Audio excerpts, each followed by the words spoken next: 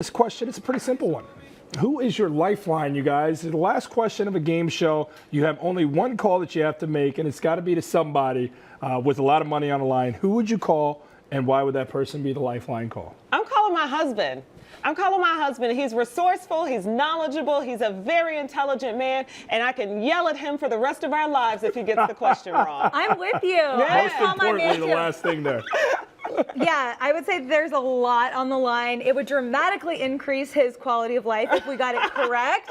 And I was trying to go through my different friends, and I have a lot of really smart friends, but some of them go back and forth on their answers, and I feel like my man would just be like, this is what we need to do. There you go. Just be sure in it and go with it. I feel like that's such a boring answer, but I think that's who It's definitely a boring answer. I mean, look, at the end of the day, I'd pick Shay, my fiance, too. Oh my gosh. She's not really good under pressure. She'll be the first one to acknowledge that. She'll say, I don't like being popped up with a question and the pressure's on me to answer it. She's good and she always delivers. I don't know if that's the best lane for her on that one.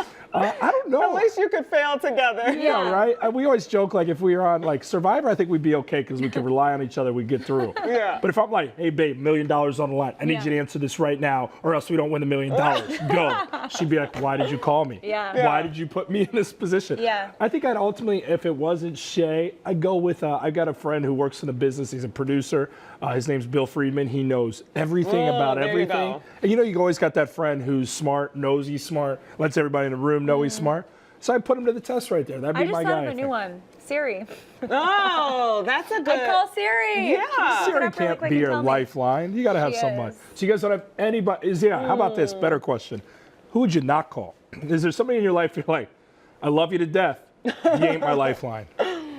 I just, because you all said, my closest friends. Because you said, right, you said your person, your producer friend knows a lot about a lot. Yeah. Like you need someone who is on top of like the latest news and they know a little bit about politics and pop culture and everything. And I feel like, honestly, my friends, they are experts at specific things. So like I have a friend I would go to for music. I have a friend I would go to for politics. I have a friend, so I don't have like one person. Selfish question here.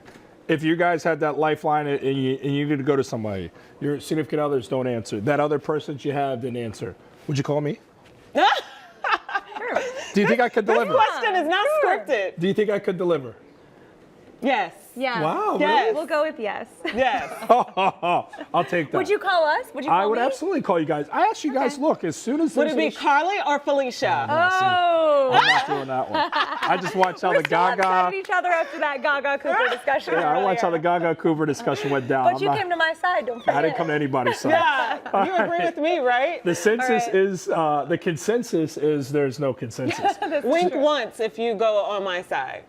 Now I feel like I can't blink at all. So the U.S. Census Bureau, they have a problem reaching the millennial generation because as millennials, and I'm included in this, and you guys probably too, we don't like to communicate by mail, by the phone. I barely pick up a call when someone calls me. So they've actually developed some social media campaigns to help get the numbers that they need. So do you think that this new generation is more difficult to reach? And do you think that social media is the way of doing it? This is so true. I went to someone's house, Miss Aunt Cynthia, hey girl. And I was like, and she was like, why didn't you ring the doorbell? I'm standing outside the door calling her. And I was like, oh, I didn't even think about using the doorbell. Yeah. Because you don't do that anymore. Like, no, it weirds me out when, as soon as someone buzzes in. No one rings my doorbell. My doorbell doesn't work, so you can try. Well, there you go. As soon as someone buzzes in, I say, what's the name on the package? Because so many random people buzz into my building, and I'm like, I'm not letting. Yeah, but Carly, you're forever paranoid. That's one thing we've learned about you, which is good. You're safe. That's very important. It is. I think that in terms of communication, I think it's sad when I read this because this is how it goes down. Yeah. It's incredibly unfortunate. I've called my buddies in the morning, like after like dinner the night before, not even like a crazy night. Yeah. And I'll call them in the morning at like 8 o'clock, and they won't answer, and they'll send me a text that says, "Are you insane?"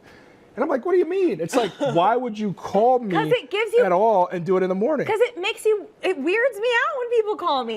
Here's Why the are you thing. calling me? Just text me or say, hey, can you talk and give me a heads up this is going to happen. See, you want a heads up. What about the days when we used to not be able to give heads up? Yeah, understand I don't know. this. I just always tend to think it's an emergency. I see someone calling me, I'm like, what's wrong? Understand this about these phones, you guys. If they only had the ability to text and they couldn't call, the biggest complaint about a cell phone would be, gosh, these things are so useless. All you can do is text. You can't call on them. Calling is so much more efficient, and yet nobody wants to do it. You'll have a drawn-out text conversation that lasts 15 to 20 minutes when all it is, hey, man, I'm going to drop that thing off in about 15 minutes. You going to be there? Oh, cool. You're at the grocery store? Oh, you'll be home in 5 minutes? Great. I'll see you then. Yeah, but you're forgetting what comes before that. It's, hey, how's it going? Good. What are you up to? I hate all of that. When I answer, I'm like, hey, I'm outside. Are you ready to come? If I'm going to call, it's going to be very efficient. And the other thing is, nobody checks their mail anymore. No. I'm sending out invitations for my wedding. Nobody responds. I know. Oh, I haven't checked my mail in a month. See? How do you live? I did emails.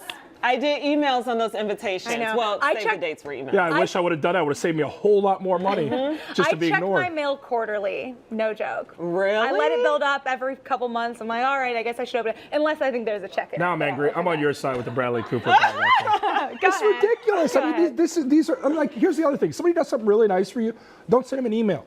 Get their address, handwrite a note, and send it to them. Make a little bit more of an effort. It goes a long way. I do appreciate a phone call. Like, I feel like my closest friends for birthdays or big moments or just to connect as girls, they do pick up the phone and call me, and I'm so appreciative of that. I take it a step further. I FaceTime. Okay, now that's just too invasive. Too much? It's just too far.